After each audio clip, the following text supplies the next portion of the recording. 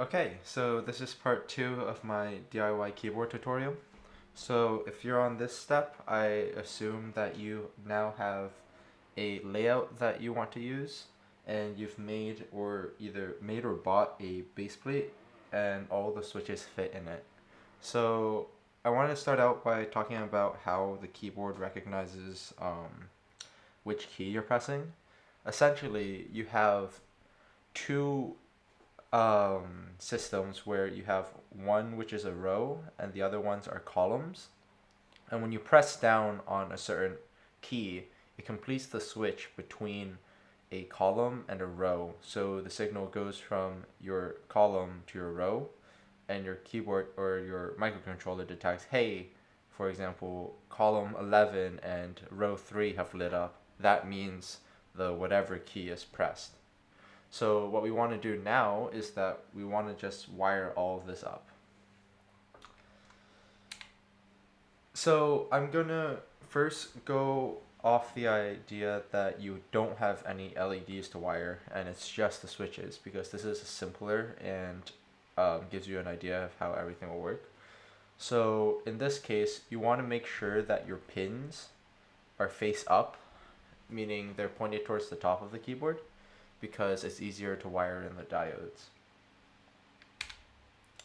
So you want to start soldering the rows, and how you do that is that for each diode there is going to be a black bar saying indicating the direction of the diode. You want it to be pointed away from the pins like this. And what you want to do is that you want to wrap one end of the diode around the top left pin, the higher pin, and then stretch the bottom of the diode across so you're able to solder it with the next one that comes up. Once you get to like keys that don't have regular spacing, you might need to add in a wire or two, but in general should be pretty easy. You can see how I'm doing it in this picture. At the end of it, I'll go ahead and clip off all the excess from the pins. Okay, then we start soldering the columns, which is pretty easy. All you do is you solder one pin to the other from the bottom to the top based off of what you had for your layout. So let me show you that real quick. So remember how you had a keyboard firmware builder layout, and this was the matrix that it outputted? What you want to do, since you're working from the back, is that you want to click this flip icon, and this flips it so that the left is on the right and the right is on the left, which is how you're going to be looking at it when you're working on it from the back. So when I'm saying wire up the columns, we're looking at these black lines. So what you want to do is you want to make sure that all of these black lines are connected to the correct switches, and none of them are connected to anywhere else. That doesn't make any sense. They should all be connected to each other along this column. If you stray from this exact layout, you're going to get some wonky things in the software, which you'll have to go back and correct. So I suggest just following this layout. So how to do that physically, if we go back, is super easy. All you want to do is find the pin that you haven't soldered and just solder it to the one above it. If you're just using the switches without LEDs, you can get away with using bare wire if you have any, and then sometimes just hot gluing the intersections so that they don't short. So basically they don't touch. But I suggest seeing if you can find some wire with insulation just to be safe. This will be particularly important once you start wiring in LEDs, where it gets really complicated and there's a lot more chances to accidentally short something. Okay, so oh, I have a typo here, but this is the situation where you are wiring in backlight LEDs. So as you can see, it's a lot more complicated than what we had before, but again, it's the same exact concept with a different physical structure. An important thing to know is that when you're putting in the switches, you're going to want to make sure that the space that you put your LEDs in faces the top of the keyboard. This is pretty important because if you don't have it facing the top of it, when you're looking at your keyboard from the front when it's finally done, sometimes the LEDs can poke through the bottom of the keycap and you'll be able to see it, and it gets pretty distracting. So in order to do that, we do have to make some physical changes to how we wire these diodes. So let's do that first. Soldering the rows, circuit-wise, it's the same exact circuit. It's just we need to make space for some of the wiring for the LEDs. So instead of doing it how we did it before, we do it slightly differently. So you can see this is how I bent my diodes so that they're able to touch each other. And then it's the same idea. It's the same exact pin that you're wiring it onto as if you were soldering it with no LEDs. The only difference is that instead of wiring it across from the top, now you're going from the bottom. And same thing, you just solder this connection and then you go row by row. You want to make sure that each of these rows are independent and don't touch each other. Super easy. Okay, so same thing with soldering columns. Now this gets a little bit important to use insulation because it helps with not shorting out wires. If you don't use insulation here, there's going to be some issues where if you short, some keys will be pressed when you didn't mean them to be pressed. So how I did it here was that I just used, I think it was like 22 gauge wire. And what I did was that I started stripping out individual sections, going one key at a time, and being able to like, hey, remove some of the insulation just for that particular area. And I saw that that helped a lot. What you can also do is that you can just cut individual sections and wire them individually if that's easier. Which it definitely is, if you don't have like wire strippers or whatever. But at the end of the day, you just want to make sure that all the contacts are good and you're not touching the rows. Okay, so let's go on to wiring LEDs. This gets a little bit complicated, but it's super easy to understand if you just stay with me. So this is the basic LEDs that you're going to look at. The one thing to take away from here is that the positive side, I think it's called the anode or the cathode or whatever. Basically, the positive side is the one that's going to have the longer pin, I guess, or the longer leg. And the negative side is going to have the one with the negative. This is the symbol for the LEDs. So this is the basic circuit that we're going to make.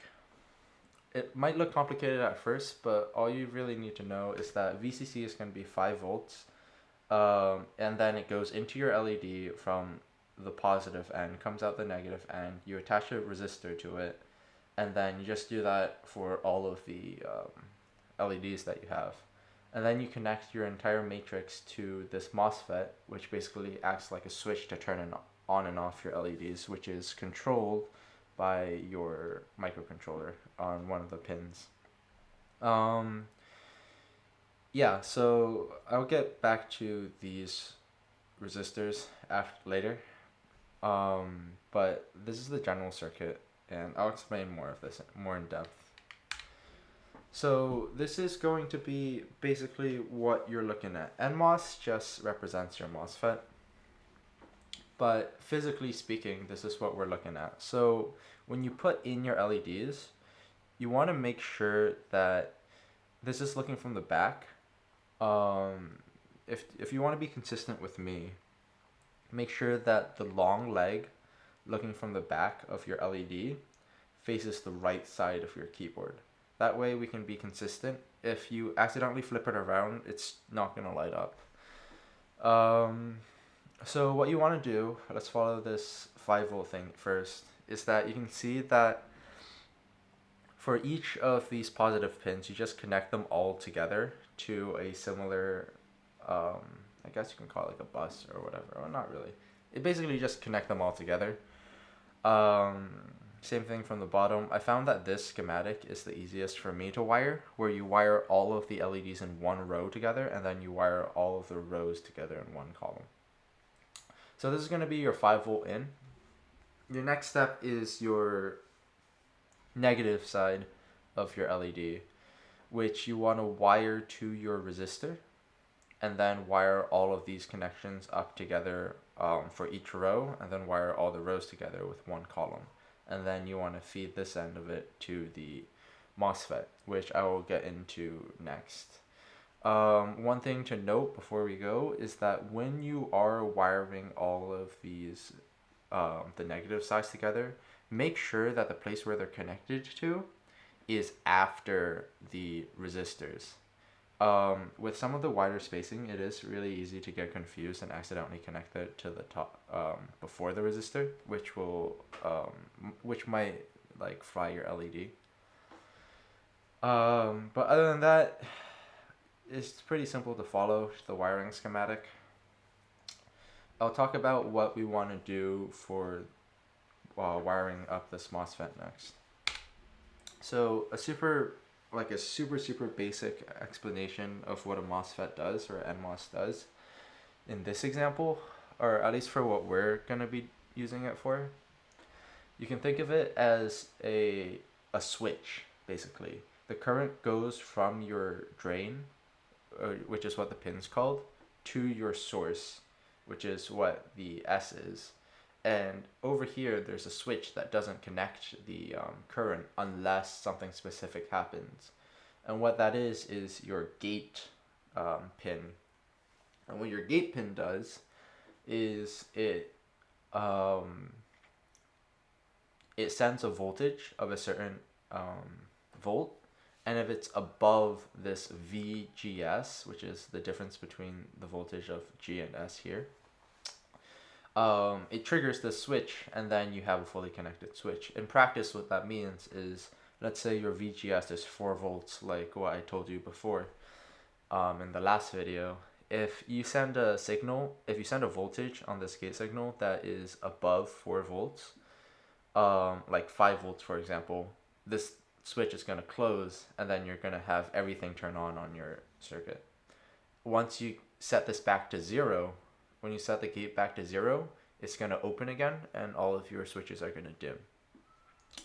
Like I said before in the last video, the reason why we do this is that I was worried about the current draw going through the chip itself. The LEDs use a lot of power, or a lot of current. The regular USB cable, the regular USB port supplies like 500 milliamps of current total, and that might be enough to just like fry the circuit. So what you want to, or fry the chip. So what you want to do is you want to create a separate circuit directly from your voltage source to your ground, and then have it controlled by your microcontroller instead of running through your microcontroller. So in terms of wiring, super simple. I color coded it so it's pretty easy to see. You want to make sure that your blue line is connected to your drain right here, and your source line is connected to your ground on your microcontroller. Then your gate wants to be connected to your LED pin that you're going to dictate in your software. Generally, if you're looking at a Teensy 2.0, it can be anything between like B5, B6, and B7. Those are the pins that will work. We can talk about the resistor values too. So I ran into a little bit of a difference. So what you're supposed to do is if I go back to this diagram right here, this is your microcontroller, right? So, it's connected to your gate, but you can also notice that it's also connected to the ground, which is your source. Why we do this is that if we say, hey, microcontroller, don't go on high anymore, it might be stuck in between somewhere. It might be like 4.2, 4 point like, or like 3.9 volts, and it might get really confused. What we do with this is that we just tie directly to the ground. So if it's not um, exactly 5, then it will be exactly 0. So it's either high or low. In practice, I realized that you don't really need this resistor to tie it, and it will still work because the QMK software, I think, sets the, I could be wrong, but I'm pretty sure it sets the pin to low if it's not high, which automatically sets it to 0. So in practice, you don't need this 10K resistor, but a good like practice, I guess, is to have this 10K resistor. What you want to know with that is that you just want to make it like a lot bigger than, you want this resistor to be a lot bigger than your R1 resistor of 470 ohms, because that will, anything lower and it might not trigger the MOSFET at all. So in practice, what that means is that between the purple line and your resist and the end of your resistor, you just add in another 10K resistor. But like I said, when I did it, I didn't really need it. So let's talk about just an overview of everything now that we added everything together. So this will look really, really complicated from what we had before, but all I'm doing is that I'm adding in the wires that we already connected. So these are going to be your columns that you connected depending on this matrix. And then the green lines are just the rows that we connected in the start of this video. So this is what it's all supposed to look like, just schematically wise. And in practice, this is a good image seeing what like physically is happening. You can see that these, let's take this switch for example. This switch is connected in its rows by this diode line right here, the column by this red line right here. The 5 volts is coming in from this purple line to the positive leg of this LED, which you can see in the bottom right here. It's then coming out, connecting to a resistor, and then everything's being tied together in this resistor line. You can think of in the future, this resistor line and this 5 volt line will be connected to this next row, and it'll make everything light up all together.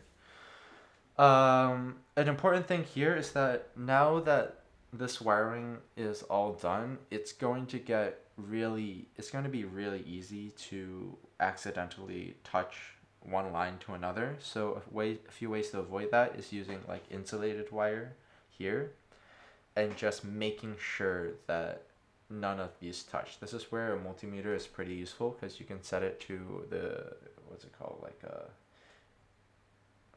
this one that detects shorts, and you just touch 2 wires that aren't supposed to be touching each other. And if you hear a beep, then you just try to like finagle it out. So that's wiring for all of the switches done.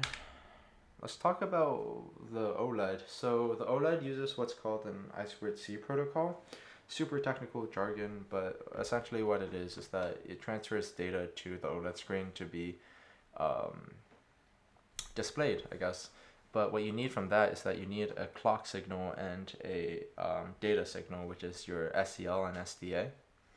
And if you're using a Teensy 2.0 or anything, or at least from what I've had, or like a Teensy Plus or whatever it's called, this is generally pretty easy to wire. All you do is that you connect ground to ground, you connect VCC to 5 volts here, and then you connect your SCL to SCL here, SDA to SDA here, and then you'll be a-okay in terms of wiring.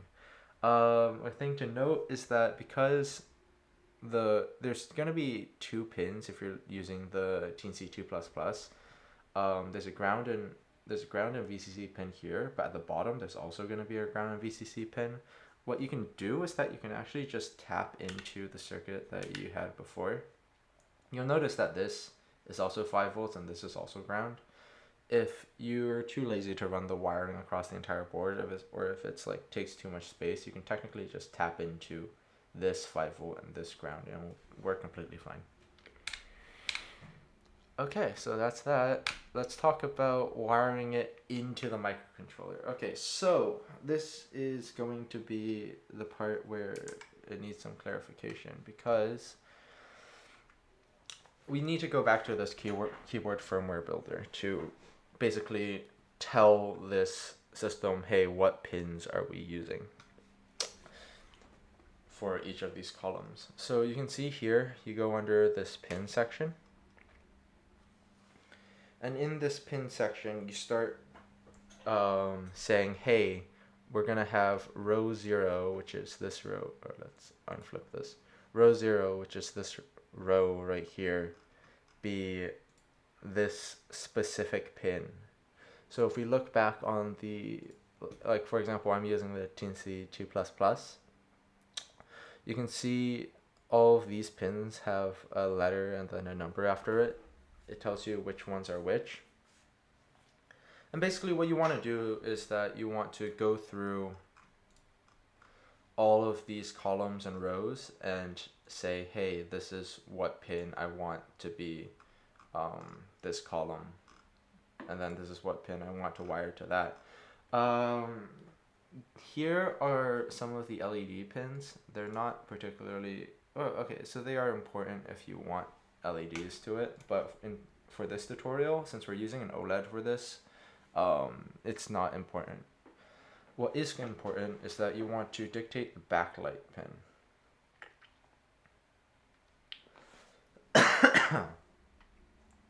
You can see here that the backlight pin only supports 3 pins just in this website. I don't know if it supports more, but you want to choose this first before you start messing with the columns and rows, because it really depends on, it makes organization easier. Okay,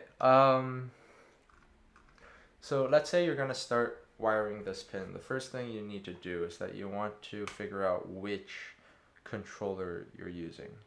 How do you figure that out? Well, you go to the description of your microcontroller here, and you can see on this one specifically, the chip itself says 90 USB 1286, and you can see it in this keyboard firmware builder. Hey, there's 19 USB 1286. So for me, I'm going to use this. It's going to change around a few of these pins.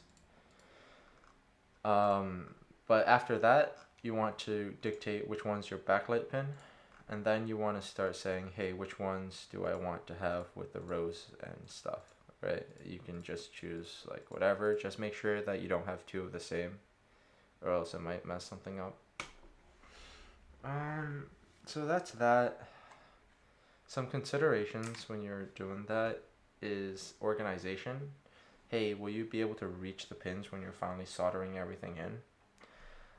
You want to figure out how you're going to attach the microcontroller to the case. Oh, right. So first you want to figure out how you're attaching your microcontroller to your keyboard, whether that be like a 3D print or just hot gluing it on or something.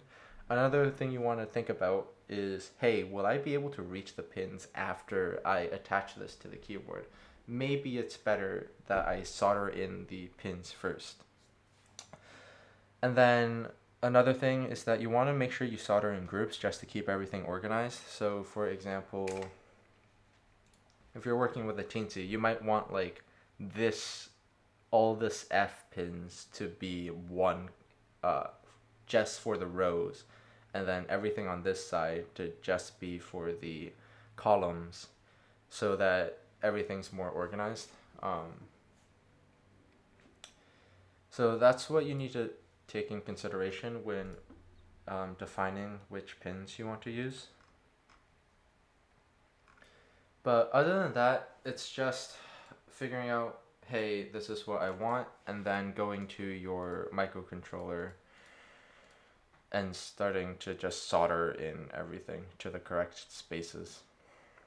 So if I said, hey, I want row 0 to be B1, I'll go over back to wiring, see, okay, this is row 0, right?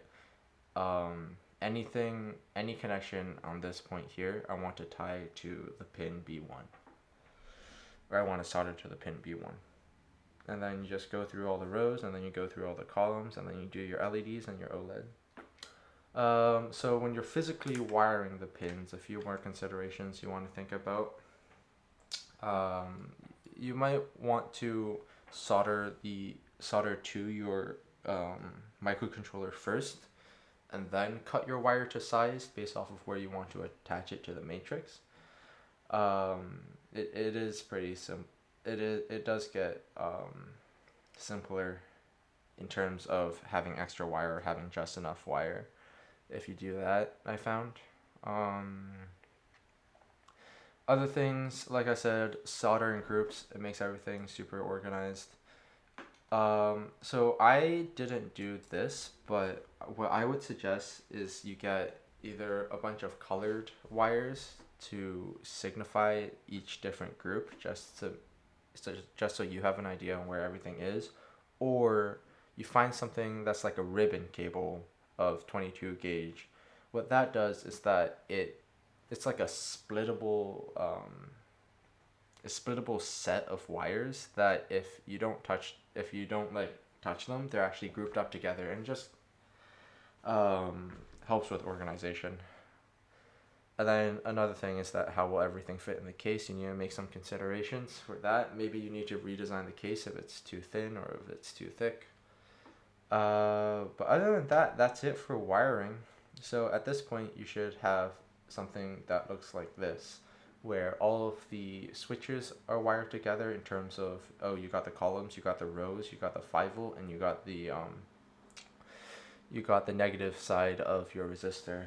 You also should have your MOSFET wired together, and you also should have your OLEDs wired together if you're using it. Okay, cool. So in the next video, at this point you pretty much should have a built keyboard. In the next video, I'll talk about the software side of it and how to make the keyboard talk to your computer and actually do the things that you want. So thank you for watching this video, and I hope I get the next video out soon. But until then, I will see you. I'll try to post a playlist or something.